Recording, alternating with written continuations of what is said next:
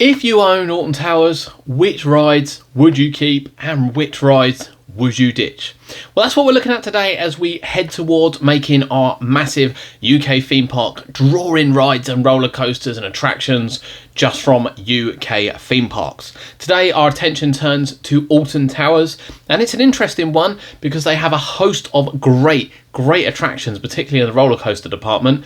Not so many flat rides, but a lot of roller coasters to choose from that might make it into the final park. Let's start with last year's new attraction, Gangsta Granny. I have to say, when I heard about this, I wasn't that excited, but upon riding it, actually it's quite harmless.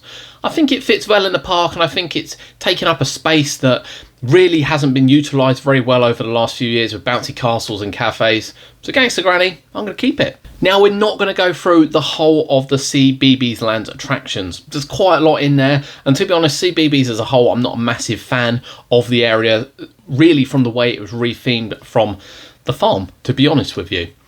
However, rides that I think stand out include Octonauts, the Peter Rabbit Drop Towers, quite harmless, and there's two of them, and indeed the Go Setters, which is also a fairly new attraction at the park. Those I think should stay, well maintained, look good, certainly fit the demographic of CBeebies Land. And whilst we're in CBeebies Land, things like In the Night Garden I think are quite dull, not that exciting.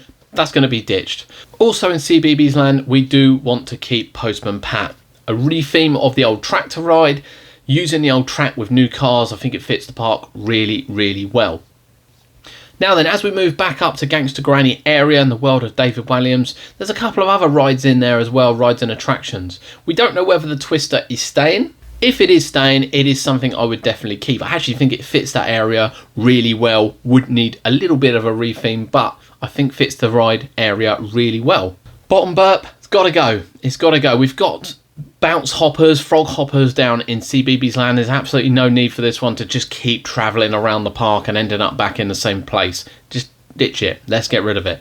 The carousel is fairly harmless, and again is something I would keep at the park. Now, we don't have a lot of support rides, especially when it comes to thrill attractions or family thrill attractions. However, Blade and Enterprise both serve a purpose at the park, and there are rides I would keep at the park. The park then have a couple of water rides. They include Battle Galleons, which I would 100% keep at the park. Again, that lake's not been used for anything particularly exciting throughout the whole of Alton Towers being open, from swan boats to sort of racing carts, splash carts. So I think they fit really well there on a hot summer's day, not necessarily in the winter. And of course the Congo River Rapids. And whilst I might be disappointed with some of the effects on the River Rapids not working like they used to, it's built into the park now. It's built into the landscape. I can't see anything else going there, and I do think it's still the best rapids we have in the UK. Other support rides, including Hex, are 100% stable at the park. There's no way I'd get rid of that. I can't see it not making my top 40. But of course there are others. Others include Jewel. Jewel, for me, would have to go. I've been actually quite a fan of some of the conversions to laser rides. Tomb Blaster being one of them. I think it worked really well for Tomb Blaster. However much I like Forbidden Tomb, I actually prefer Tomb Blaster. Jewel is the complete opposite. Having ridden the haunted house and the darkness and the story that sort of went into it, I'd much rather have the haunted house back. Therefore, Jewel is going in the bin. Other random rides include down in Mutiny Bay, which include the Teacup and the Heave Ho. Keep them both. I think they fit really well. They're good demograph. I'm not a massive fan of Rockin' Tugs, as you've seen from previous videos in there. However, this is a really nice themed one in a nice themed area, so it's something I'm going to leave. Something that doesn't fit for me is the Cuckoo Cars. Completely random. I wouldn't have them in the theme park at all, and even if I did, I think they're in a complete wrong location. I have no idea what's going on in that area, but I'm not overly sure that David Walliams has solved the long problem of that area being not that attractive to people going up there. Of course, then we have the park's roller coasters. Needless to say, ones we're keeping. Wicker Man, a great attraction, aging really well. Nemesis, undoubtedly one of the best rides in the UK, if not the best ride in the UK. On top of that, we would keep Oblivion. Can't see anything else going there. I think it fits the area really well and still serves a purpose with its drop.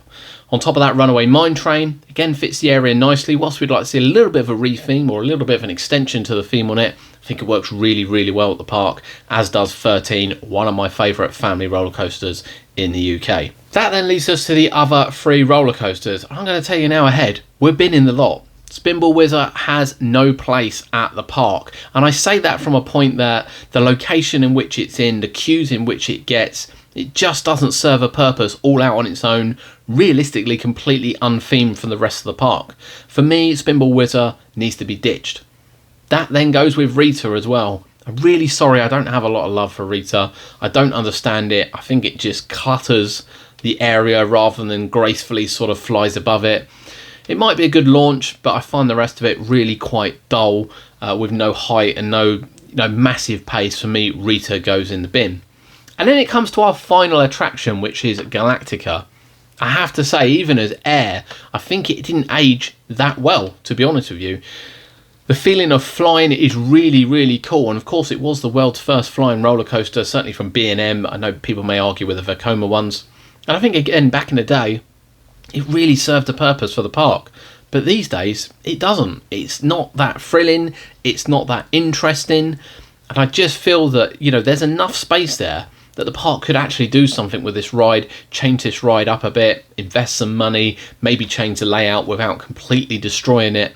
It certainly didn't work as Galactica under VR. I'm baffled as to why the park made that decision. But for me at the moment, Galactica needs to go in the bin. So we have put quite a lot of rides forward for the next phase, for making our 40 ride and attraction UK theme park. Which one of these would you have kept? Which one of these would you have ditched? Which one of these might actually make your top 40? I'll be shocked if some rides from Alton Towers don't make it into the top 40. They've got some fantastic roller coasters in particular. But hey, who knows?